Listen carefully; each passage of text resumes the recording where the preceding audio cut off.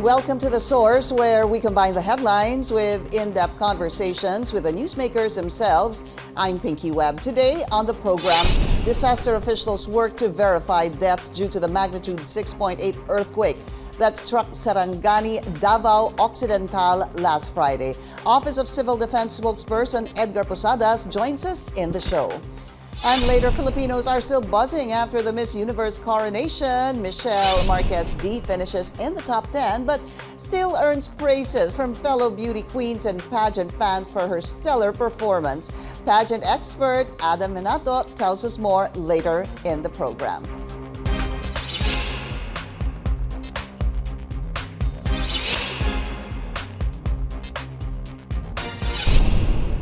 Eight people are now reported dead due to the magnitude 6.8 earthquake that struck Mindanao last Friday. In General Santos City, where 3 were killed, massive relief efforts are underway as the tremor left widespread destruction.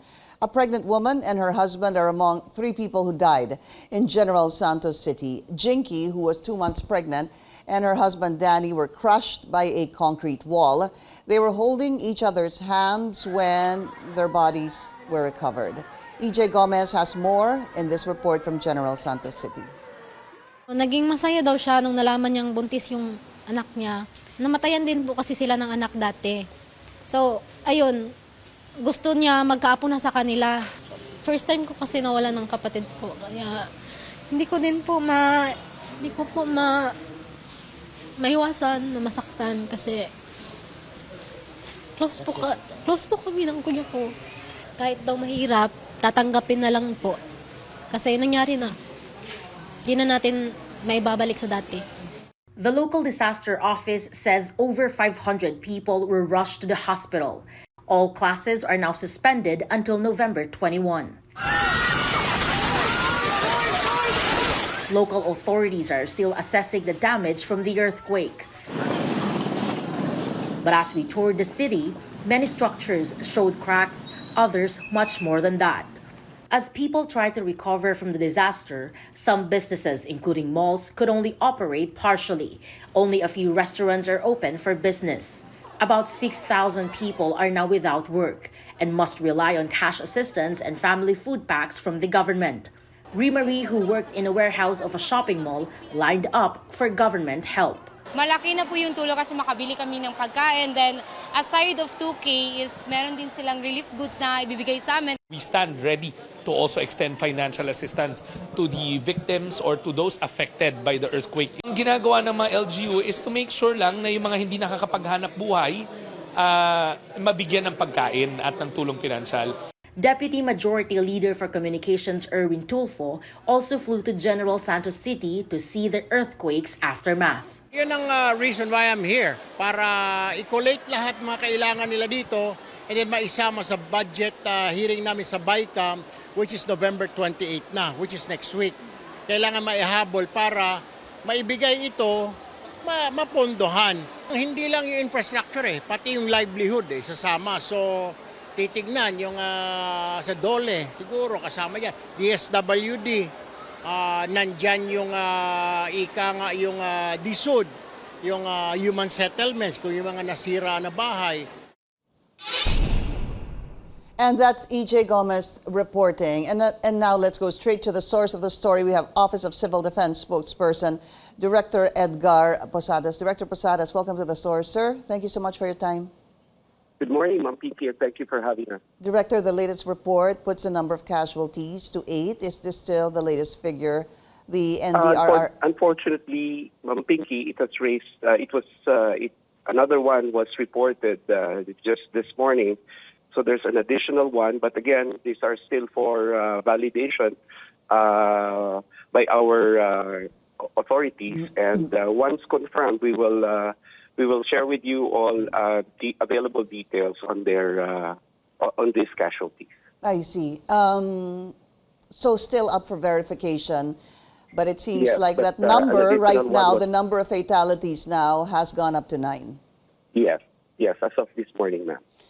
Director, does this include, there was a mother and child, I believe, who was buried under the rubble in Glan in Sarangani province. The bodies were retrieved. Kasama ho ba to sa 9? The only detail I have, ma'am, is actually for Sarangani province we have 5, and then 3 for South Cotabato, and so that's 8, and then 1 from Davao Occidental. The additional reported dead was from Sarangani as of this morning.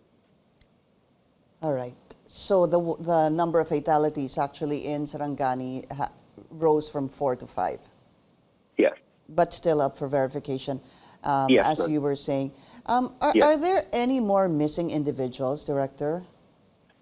As of this time, ma'am, we don't have any listed missing individuals, but we have an increase in the number of injured. Of course, this is still expected to rise as the data come in, and with 43 barangays affected and more than 2,000 families affected. What is the number of the injured, Director? Officially 15, but this will rise as expected as the additional data will come in, ma'am. And the data you were saying a while ago, sirs, is that 2,000 families were affected by the quake? Yes, it's 2,489 per our records, or 12,885 persons in 43 barangays. In 43 barangays. All right. Among the barangays, what are the areas of concern? Well, ma'am, these are actually the ones we mentioned earlier. These are the barangays from Davao Occidental, South Cotabato, and Sarangani, where the effects of the quake was most felt. I understand. But just to give us a better understanding, sir, do you have any particular areas of concern? Saturday, Sunday, maybe 3 days, almost 3 days since the quake? Yes. Glan was actually one of those, the municipality of Glan, and of course the city of General Santos, because of the number of people affected. Okay, so Glan and General Santos. Are there still areas that remain isolated or inaccessible? As of this time, ma'am, we don't have any reported data on that, but everybody could be reached at this time. We are trying to provide whatever assistance we could provide through our regional offices in Davao, OCD 11, and OCD 12 in General Santos. But because napakalakas ho kasi nung earthquake and I believe it was yesterday that I was able to watch or read reports that there were boulders in certain areas that actually affected the officials from getting through. So right now you have no information or update on areas that remain inaccessible, sir, or there are roadblocks? Hence, during the meeting, Ma'am Pinky, last Saturday, that was asked actually. That was a portion, I think, of the national highway in Glan, and okay.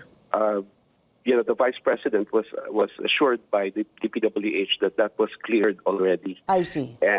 Yes, as of Saturday morning, if that is the portion that we are mentioning. Opo. And other than that, you have no information of other areas that may have been inaccessible or are still inaccessible? What we have right now, Ma'am Pinky, are, for example, all affected bridges are now passable. So Okay. Originally we had 4, but all of them are passable per reports. And we still have 16 roads, or we have 16 roads affected. 3 of them are still not possible in the region of Soc-Sargent. I see. But our concerned agencies on the ground are rushing so that we could fix them and facilitate the normalcy in the soonest possible time. Any information on how many, I know that you were saying that about over 12,000 individuals were affected. Will you have any data on houses that were left damaged by the quake? Come again, Pinky, sorry. Yung po nga damage sa mga kabahayan, meron ho kayong datos doon? Yes, ma'am. We have records now.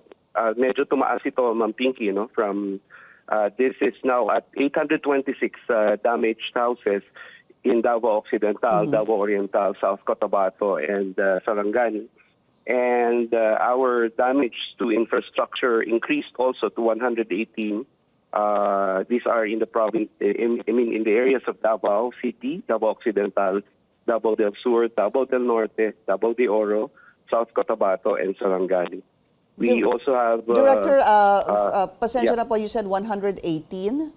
Yes. 118 what, sir? As of 7 a.m., yes. 118 million. 118, yes, that's correct. Million pesos. No, damage to, damage infrastructure, the number. Sorry, so you're looking at 118 what? Damage infrastructure. I see. Yun po yung numero. Okay, hindi Numero, yun yung amount. All right. Madami din po, ha? And as the assessments ensue, ma'am, we may be expecting an increase in this as well by tomorrow.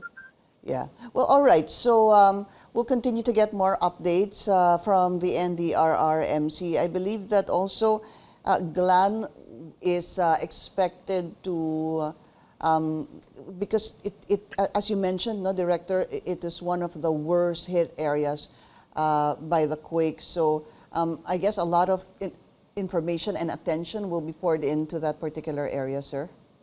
Yes, ma'am. Actually, because of we're getting more people now. I mean, our people can do the assessment now, and coordinate with these LGUs. Then we will have a fairly good detail on the data that we are getting. Yeah, I think they are looking into declaring a state of calamity in that particular area. Office of Civil Defense spokesperson, Director Edgar Posadas. Director, thank you so much for your time. Thank you, Pinky. Good morning. Thank you.